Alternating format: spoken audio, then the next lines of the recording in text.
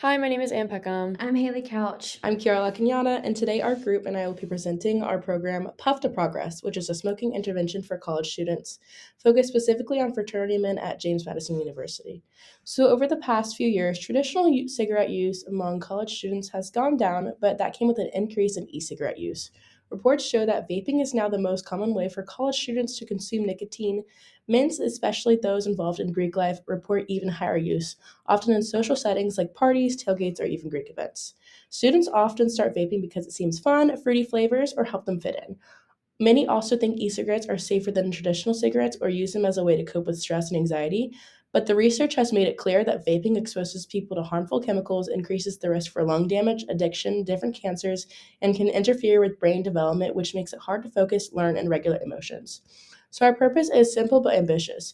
We want to reduce e cigarettes use among fraternity men ages 18 to 22 by 45% in 6 weeks and help them build the skills and support they need to maintain a nicotine free lifestyle long term. Now, we're going to talk about our theoretical framework. So, our program is guided by the health belief model, which explains why people choose to change health behaviors. And this model focuses on the six different topics: perceived accessibility, perceived severity, perceived benefits, perceived barriers, cues to action, and self efficacy. I'm going to talk about some examples and explain a few of them. So, perceived accessibility is if they believe they're at risk. Perceived severity is if they believe the consequences are serious. An example is like maybe a doctor warns a college male that vaping can increase heart rate, worsen asthma, and can lead to chronic bronchitis, which makes the college male worried and concerned about his athletic career and if he'll be able to continue playing intramurals and go to the gym regularly. Perceived benefits is if they believe that quitting will help them in the long run. Example, a college male believes that cutting back or a total smoking cessation will improve his stamina, help him save money each month from not purchasing e cigarettes, and take control instead of being dependent on if he has an e cigarette on him at all times. Perceived barriers is if they believe that there will be an obstacle they'll run into. Cues to action, triggers that push them into acting. College males are required to go to a Stop the Haze educational assembly required for everyone in an organization, Greek life, or a club at James Madison University, where he learns about preventing hazing, peer pressure, and realizes he started smoking because his organization made him as a pledge. And this is an educational assembly, and it was a real eye opener that he wanted to get clean. Next and final, we have self efficacy, which is how confident they are that they can actually quit. So we apply this model by helping students see that the real health risk is a risk of vaping, highlight the benefits of quitting, like better breathing, improved athletic performance, and saving money, and then surround them with tools, social support, and a small win or small wins that increase their confidence.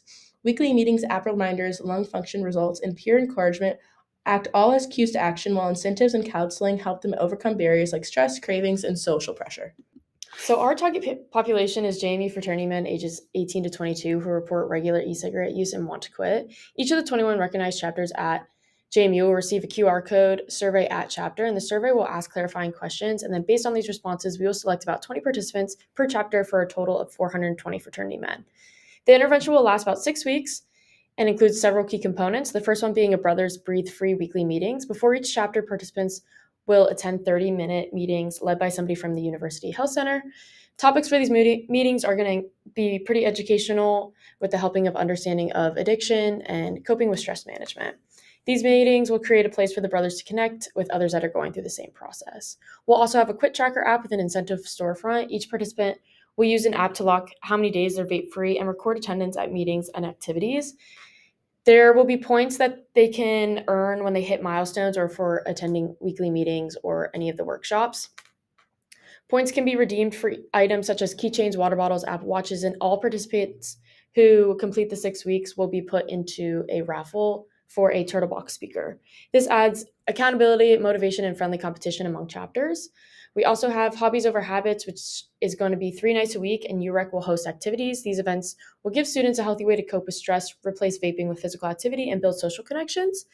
Participants must attend at least one workshop per week to stay in the program, but can also earn extra points by attending more.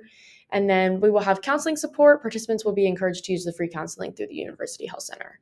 And then for our measures, we're going to use spirometry and cotinine testing. So at the beginning and at the end of the program, participants will be doing a spirometry test to measure their FVC, FEV1, and FEV1 FVC ratio. These numbers are going to show how well their lungs and functioning have improved and provide visual evidence of improvement when they quit. In addition, participants will complete weekly urine cotinine tests at the University Health Center just to verify that they are staying in nicotine abstinence.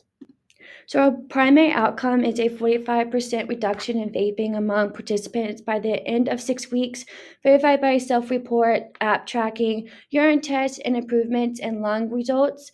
So our budget covers the app development and data dashboard incentives, t-shirts, UX staffing, urine tests, lung equipment and mouthpiece, and behavioral specialists. Among this stays with our proposed funding and uses many existing campus resources.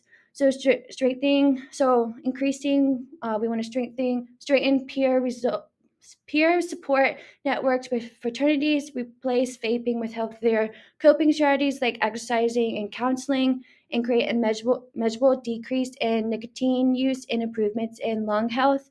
We do recognize limitations. College students are busy, so may be inconsistent with attendance, and few may be motivated mainly by incentives rather than long-term change. However, by grounding our program in the health belief model and tying it closely to Greek life, culture, and campus resources, we believe Puff to Progress is a realistic and impactful step towards a nicotine free campus community. Thank you for listening. We're happy to answer any questions.